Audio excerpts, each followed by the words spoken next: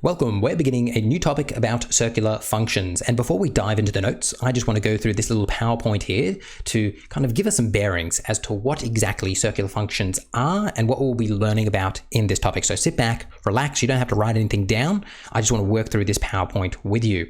So in this PowerPoint, we're going to work through three key ideas. The first, what are degrees? Then what are radians? And then finally, do radians really have a unit? So first, what are degrees? Let's begin by looking at a circle. And we know that a circle can be broken up into 360 degrees. But then the question is, why are there 360 degrees in a circle?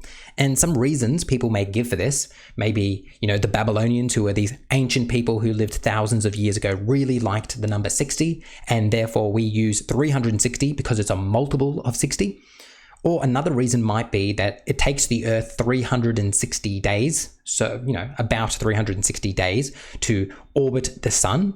So these are all reasons that people could give as to why there are 360 degrees in a circle. And what I really want you to take a note of is that these reasons are very human-centered, aren't they? They're very much from our perspective. They're not objective. They're from the human perspective. So then that leads us to the question, is there something objective we could use that could take the place of degrees? And that's where we're introduced to radians. So what are radians? Well, let's again begin with a circle, as you can see here. And it has a radius. Let's call the radius r. Let's now take this length r and take it up the side of the circle. So this has the same length as this. They're both r. And then if we now come back to the center, there's obviously r as well. And as you can see, we have created a radian. So we have created an angle here, and we call this 1 radian.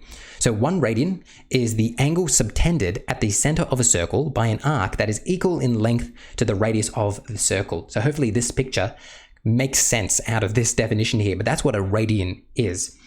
What I now want to do is I want to add some radians to this. So if I add one, I now have 2 radians. If I add another, I have 3 radians. Now I want to ask myself, how many more would I need to add to get to half of this circle? I only want to go to half of this circle. Well, I would have to add 0.141 ... to infinity radian. Now, is this reminiscent of anything? Is this is something in your brain clicking right now? 1, 2, 3, 3.141. Does that remind you of anything? Hopefully it does. Half of a circle is pi radians. Half of a circle is pi radians because 3.14 ... that's pi. So it's pi radians.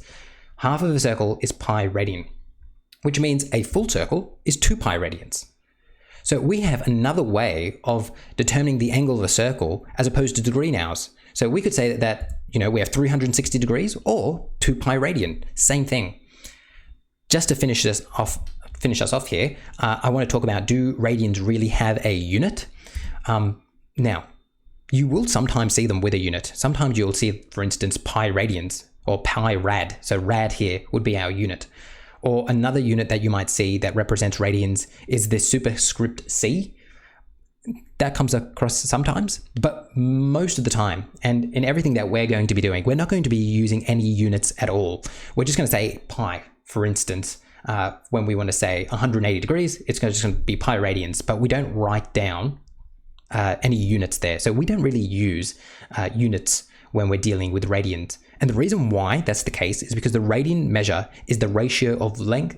Sorry, let me say that again. Radian measure is the ratio of the length of a circular arc to the radius of the arc. So since radian measure is the ratio of a length to a length, the result is a pure number that needs no unit symbol. So because the radian is actually a ratio, you don't need to put a unit. At the end of the day, all you need to know is that you don't need a unit for your radians. So we can say 2 pi on 3 or 2 pi radians or pi on 2 radians, but we don't actually have to write anything next to it, unlike the degree symbol that we have to put on degrees. All right, that is the introduction to what radians are.